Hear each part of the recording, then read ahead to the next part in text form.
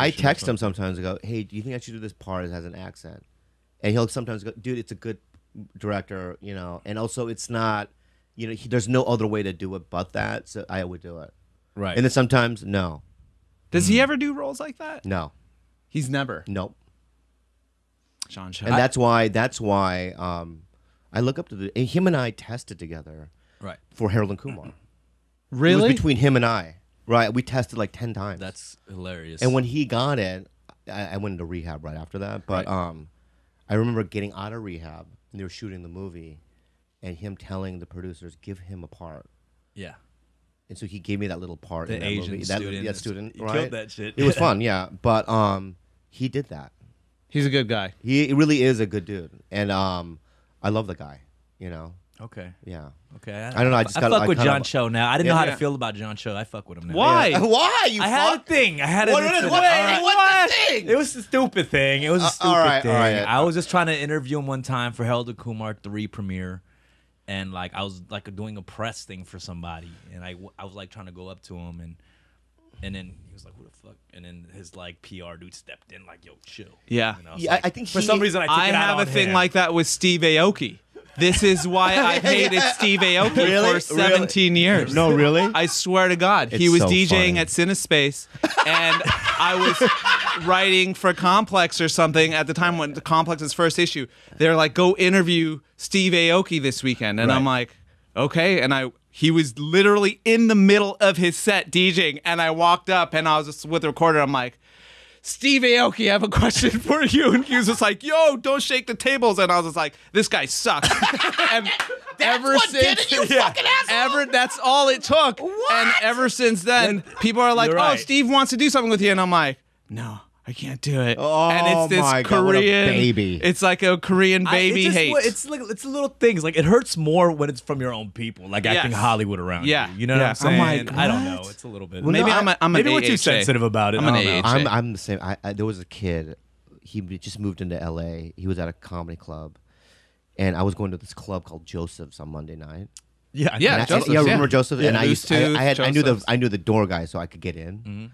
So him and Bonnie McFarland, another comedian, we want to go. So he didn't have to wait in line. This guy, I got him in. He had a great time, and then right after that, he booked a TV show, and he became huge, pretty big. Yeah. And I saw him again a year later, and he completely dissed me at a party. No shit. Right, and in my head, right, Yes. he's Here it comes. public enemy number one. I Like have it. he's to me, Right. I can't, if I see a photo of him Right. on Instagram, Yeah. I have a chill down my spine. Right. And he probably didn't even see me at the party. Right. I mean, it's probably in my own fucking little head. I call these things invisible wars. I have many Right. of them. Yeah, I have them yeah, too. Constantly yeah. running. Like I have a thing with Jeremy Lin. I don't know why. Like he yeah. curved me for an interview thing, and I was like, "Who the fuck do you think you are? You had a week. You had a week, and then be no." Yeah. We're all stands. Nah, We're like, and you're I not. fuck with him. Yeah. But it's just like it was there. You know, I don't know. That's something we should talk about. Is these invisible? The invisible war. The invisible war. Is that a Korean thing, or is that just because I have? Let's at the white dudes. Hey, white dudes. No. We all got it. You got him too? Yeah. He goes, What we is all got that? him, buddy. We all got him. What? Now you have an invisible war with me, fuckface? Bring it on, dude. But we. No, I I also have this thing. I have like a list, right?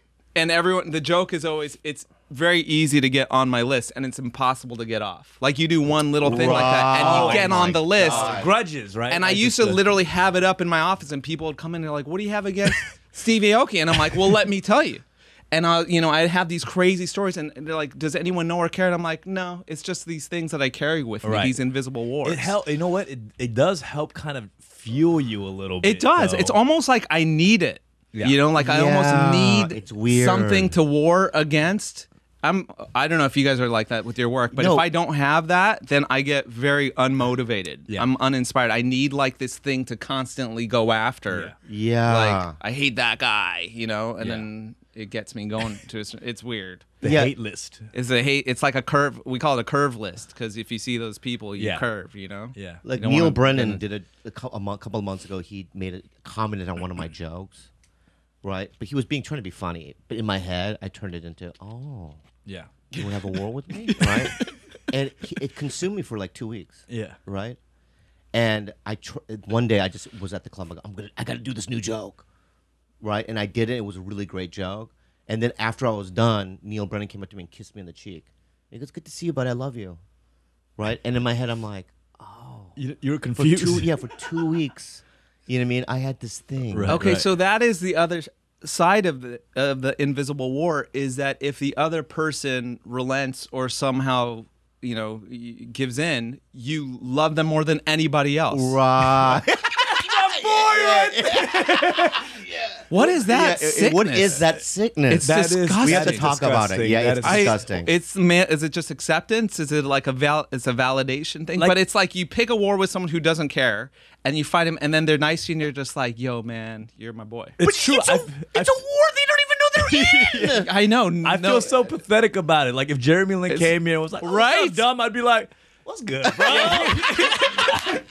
Yo, that guy's a good guy. It's so He's a good dude, dumb. right? Like that's what you would say after. Yeah. I'd be like, "That's the homie." That's the homie. Yeah. We had a thing, but like we're good, you know. He's a good guy. But what if it was an invisible war and Neil Brennan, after he kissed you, walked away like, "I fucked with him right there." He's like, "I messed with his mind right there." Right.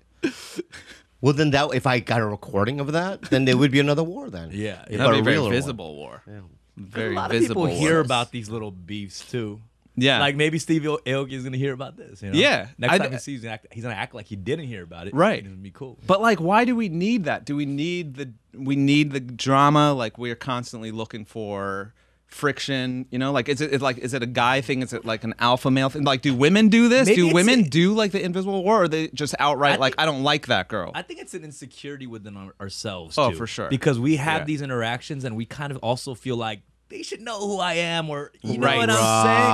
I think there's an Right. element of that. Ego. You know? It's ego. Ego. Cause It's I'm all ego. Yeah. Because I'll walk away like, fuck that. I'm one of the few Asian rappers. Like, he should know me. John Cho should know me, you know? Yeah, like, yeah, and yeah. it's just like, I'm like, why the fuck should he know me? Like, there's no- Yeah. That's what it like. Crazy Rich Asians. There's some weird diss there.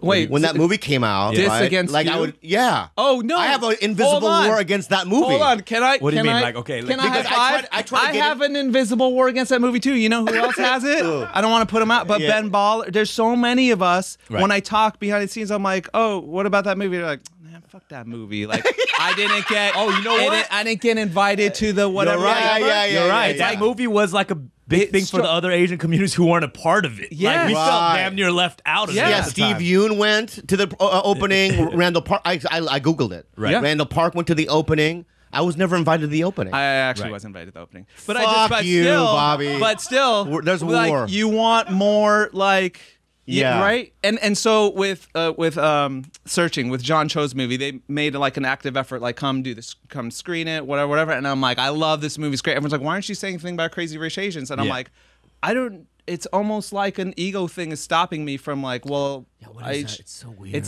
It's terrible. It's actually. I'm so It's ashamed. just us I'm just ashamed. I'm ashamed being- right now too. I'm like, I'm blushing. feeling really ashamed. I think Yeah, yeah. because I think Asians entertainment have become this exclusive kind of club too. You know what I'm saying? And it's like you're either in or you're not, or I don't know. That's how maybe people Ali feel. Wong told me that it's a generational thing. Because she goes, it's so funny because I know Asians in this business at your age, and because there were such little roles, Right. you know what I mean, when you started. When I came to LA, there was nothing, right? She goes, you guys scrounge for whatever scraps. But my generation, there's so many opportunities, Right. that we don't have that thing. And she goes, you just have to, because I told her about my qualms about, is that a word, qualms? Yeah. About that movie. And she was like, it's generational. I've heard that in my space too of what we do in streetwear, because there were so few brands that we're very much like this. We all hate each other and there's a lot of ego, but the younger generations that are coming, they all work together. Yeah. And, And I'm sure it's like that in But music the thing too. is, it's like we're just not counting our blessings either. Like it's Right. not like there's way Yeah. other Asians have it way worse. way worse. You know what Yeah, I'm saying? yeah. I mean, we all are in individual I know we actually did industries. it. Yeah.